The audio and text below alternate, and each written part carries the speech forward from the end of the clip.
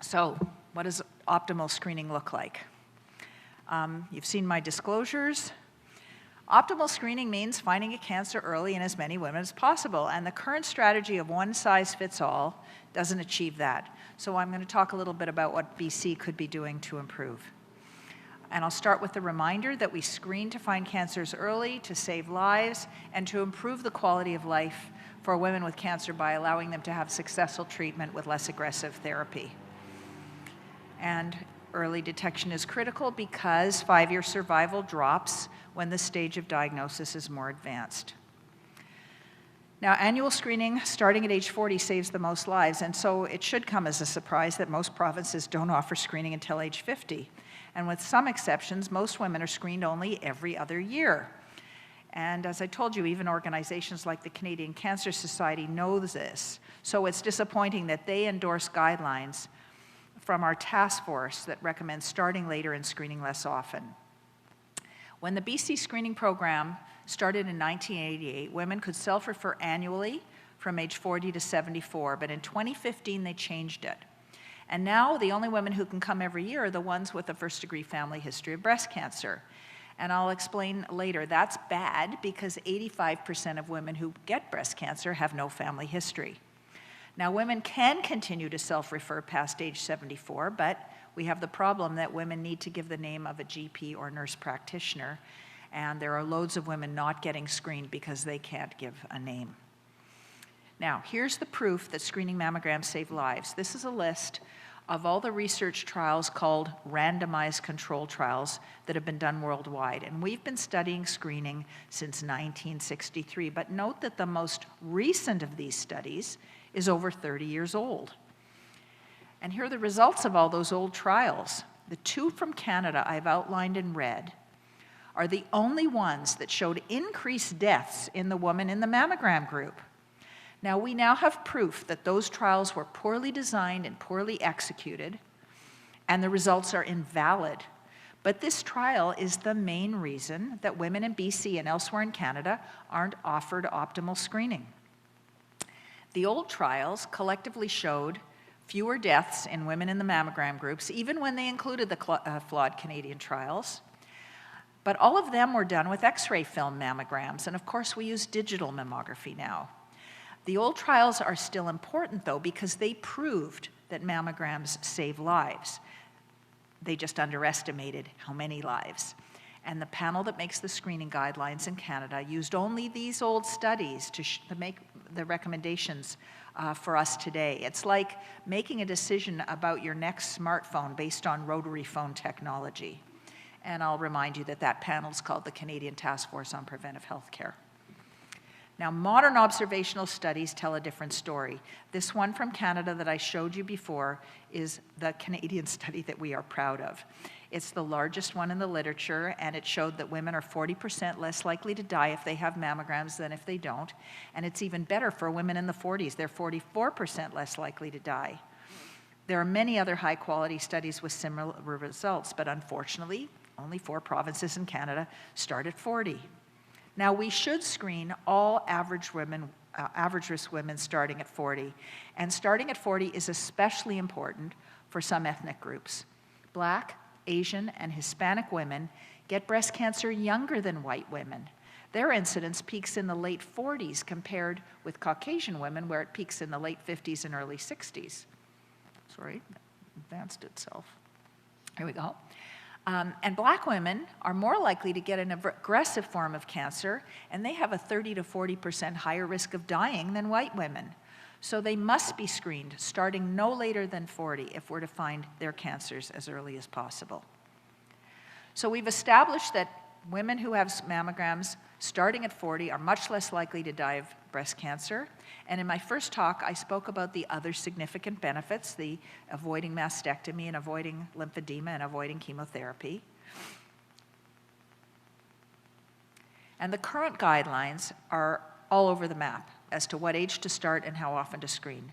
Many of them start at 40. Some say 40 to 50. Some say 45 or 40. And women need to know that these conflicting guidelines did not arise because of different facts. The facts are the facts. But they are different because each of these organizations applied different value judgments to the same facts. So as women, we need to know what their value judgments were to see if they align with ours and help us decide when we want to be screened. We're lucky, as I said, in BC that we can start referring at age 40 in British Columbia. But because of the confusion created by these varying guidelines, many family doctors are not up to date, and they rely on that task force that didn't have any experts on it, and some even discourage patients from getting screened. And that's why only 25% of eligible women in the 40s access mammograms in British Columbia. Now, breast cancer is less common in younger women, but it grows faster because their ovaries are still making estrogen for the most part. And although, and I want to stress this, estrogen doesn't cause breast cancer, it acts like throwing fuel on the fire. So it's not trivial. 17% of breast cancers occur in women aged 40 to 49. And people who try to trivialize that say, well, 83% of cancers occur to women over 50. We should be concentrating on them. But it's not fair to compare one decade of life with the next 4 decades. If we look at the individual decades, yes, other decades have more women getting breast cancer, but no decade exceeds 25% of all breast cancers. This graph from the Canadian Cancer Society was from 2016. That's the last time they published data in this form. And it shows that there were 3,300 women in 2016 in Canada who got breast cancer. But we know that breast cancer is increasing in younger women, so this number's an estimate, underestimate, as what we would see in 2022. Younger women have more potential years of life to save by mammography. When early detection saves the life of a 70-year-old woman, that's great. We may give her 20 more years of life. But when we save the life of a 40-year-old woman, we might give her 50 more years of life. And this diagram shows the years of life lost to breast cancer in 5-year increments in blue, but for the 40s and 50s, they're shown in green. And you can see that the years of life lost to breast cancer are higher to women in the 40s than in the 50s or any other decade. Another reason that it's disappointing that only 25% of eligible women in BC are having screening in the 40s. Especially since we now know that screening in the 40s benefits women, as I showed you, in the 40s and 50s in that Canadian study that was published last month. Some women tell me they don't need to get screened because there's no one in their family who's had breast cancer. Well, that's a myth. 85% of women who get breast cancer have no family history. So if only women with a family history are allowed to go every year, the majority of women who are going to get breast cancer don't have the same equal opportunity for early detection. And that's why I'm trying to change that. Now, there were no breast cancer experts on the task force. The chair was a nephrologist, a kidney specialist, and there were some family doctors, a chiropractor, and an occupational therapist. Did they rely on non-experts to make the COVID guidelines? No. They used infectious disease specialists and vaccine specialists. Why do non-experts get to make the breast cancer screening guidelines? This panel decided that the potential harms of screening outweighed the benefits. Whatever could those harms be to outweigh saving lives and the option to avoid mastectomies and chemotherapies? Well, here are the ones they list. The one they're most concerned about is the recalls from screening, which I've already told you, they shouldn't be called false positive. They're false alarms. And the other one is something called overdiagnosis, and I'll explain both. So here are the numbers. For every 1,000 women who go for a screening mammogram, 93% will get a normal result. Between 70 and 100 of the 1,000 will be recalled for extra tests. Now, I know, absolutely, they cause anxiety, but it's transient, and it's been shown to have no long-term effects. It's shown to be less if women are informed ahead of time that these false alarms are common, especially after a woman's first mammogram. And they're usually not cancer. 95% are not cancer. So that's why I'm doing right now. I'm trying to tell you, don't panic if you get called back, but go and have your mammogram.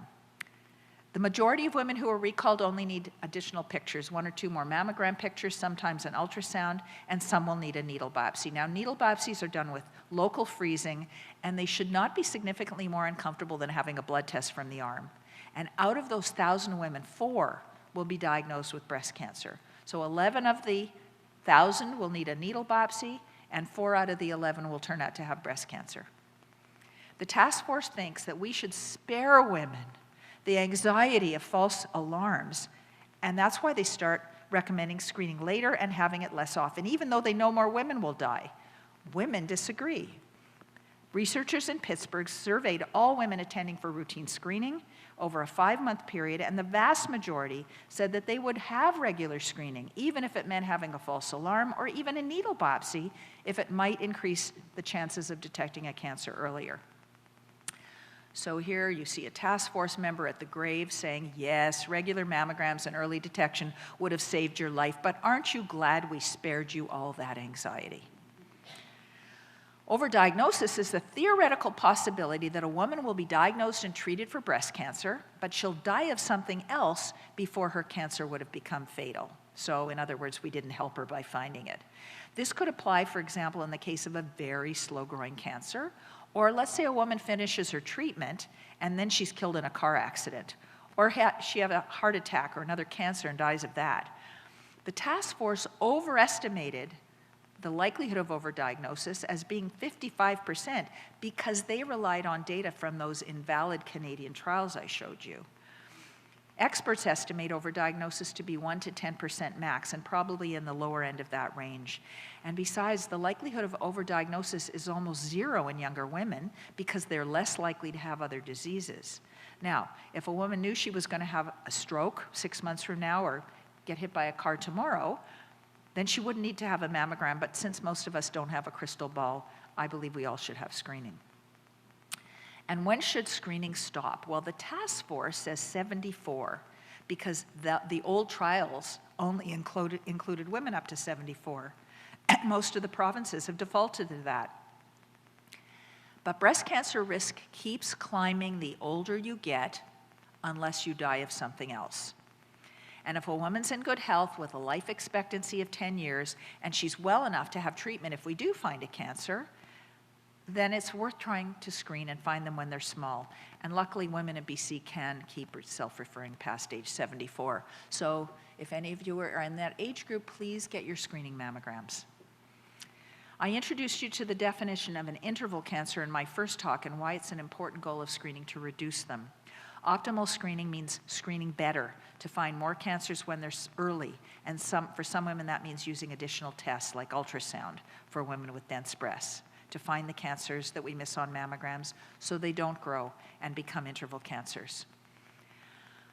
So I hope I've given you some insight into the importance of early detection of breast cancer. Let me leave you with this. If we in Canada want to save lives and reduce suffering from breast cancer, we should be doing annual mammograms for all women starting at 40 and continuing as long as a woman is in good health with a life expectancy of about 10 years. Women should be able to self-refer and not need to give the name of a family doctor or nurse practitioner. All women should be informed of their breast density, and supplemental screening should be available for women with dense breasts.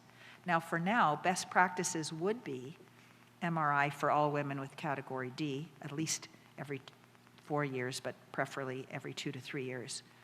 Maybe ultrasound for category C, and also ultrasound for women in category D who can't have an MRI. Now, BC is among the best of the provinces, but we could make a few changes to make it even better here. So I'll stop here and wait for your questions. Thanks for your attention.